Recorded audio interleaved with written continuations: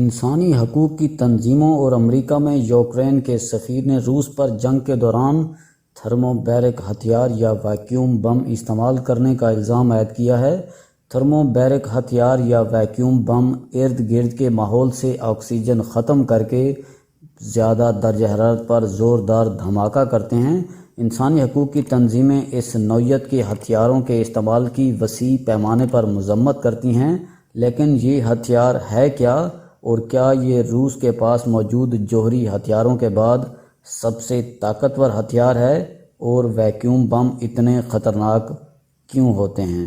Vacuum بم کام کیسے کرتا ہے؟ ویکیوم بم، جنہیں تھرموبیرک دھماکے بھی کہا جاتا ہے، دو سطحوں یا حصوں میں کام کرتے ہیں۔ پہلا حصہ دھماکے سے بننے والا وہ بارود کا بادل ہے جو عمارتوں اور ارد گرد کی چیزوں کو اپنی لپیٹ میں لے لیتا ہے، جبکہ اس کے دوسرے حصے میں اس بارود کے بادل میں آگ کے شعلے بھڑکتے ہیں جو ارد گرد کی فضا سے آکسیجن کھینچ لیتے ہیں، جس کے بعد ایک انتہائی زوردار دھماکہ ہوتا ہے۔ رائل یونائٹڈ سروسز انسٹی ٹیوٹ میں تحقیق کا کام کرنے والے محقق جسٹن برونک کا کہنا ہے کہ عام دھماکہ خیز بم میں 30% تیل یا بارود اور 70% آکسیڈائزر ہوتا ہے، جبکہ تھرموبیرک بم میں سب بارود یا تیل ہی ہوتا ہے، اور وہ دھماکے کے لیے تقسید کا عمل فضا میں موجود آکسیجن کو کھینچ کر کرتا ہے، لہٰذا یہ بہت زیادہ طاقتور جنگی ہتھیار ہے۔ اس کے اثرات کیا ہوتے ہیں؟ اس بم کے دھماکے کے وقت بننے والے انتہائی درجہ حرارت اور دباؤ کے اثرات بہت سنگین اور خوفناک ہوتے ہیں۔ ابتدائی دھماکے کی زد میں آنے والا کوئی بھی شخص بہت زیادہ درجہ حرارت کے باعث فوری طور پر ہوا میں بھاپ بن کر غائب ہو سکتا ہے، یعنی انسانی وجود مکمل طور پر غائب ہو سکتا ہے، جبکہ دوسرے حصے کے دھماکے سے پیدا ہونے والی آواز کی دھمک اور فضا کے دباؤ سے ارد گرد نشانہ بننے والوں کو شدید اندرونی چوٹیں اور زخم آ سکتے ہیں۔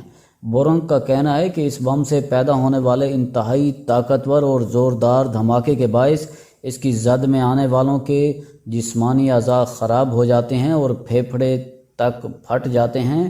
ان کا مزید کہنا ہے کہ دھماکے اور جھٹکے کی یہ لہر تنگ جگہوں پر بہت تیزی اور طاقتور انداز میں پھیلتی ہے، اور اس لیے یہ ایسے افراد جو تہہ خانوں، غاروں یا زیر زمین بنکروں میں چھپے ہوتے ہیں ان کے لیے بہت جان لیوا ثابت ہوتی ہے۔ یہ بم ہزاروں سینٹی گریڈ تک درجہ حرارت بھی بڑھا دیتے ہیں اور خوفناک طریقے سے انسانی جسم کو جھلسانے کا سبب بن سکتے ہیں۔ ویکیوم بموں کا استعمال پہلے کہاں کیا گیا ہے؟ 1960 کی دہائی سے روس اور مغربی ممالک ان ہتھیاروں کا استعمال کر رہے ہیں۔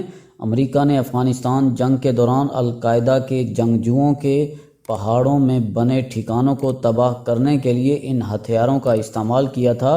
سن 2000 میں روس کی جانب سے چیچنیا میں اس بم کو استعمال کرنے کی خبریں آئی تھیں، اور انسانی حقوق کی عالمی تنظیم ہیومن رائٹس واچ نے روس کی جانب سے ویکیوم بم کے استعمال کی مذمت کی تھی۔ حال ہی میں ایمنسٹی انٹرنیشنل کے مطابق روس اور شامی حکومت نے شام میں عسکریت پسندوں کے خلاف لڑائی میں ان تھرموبیرک ہتھیاروں کا استعمال کیا تھا۔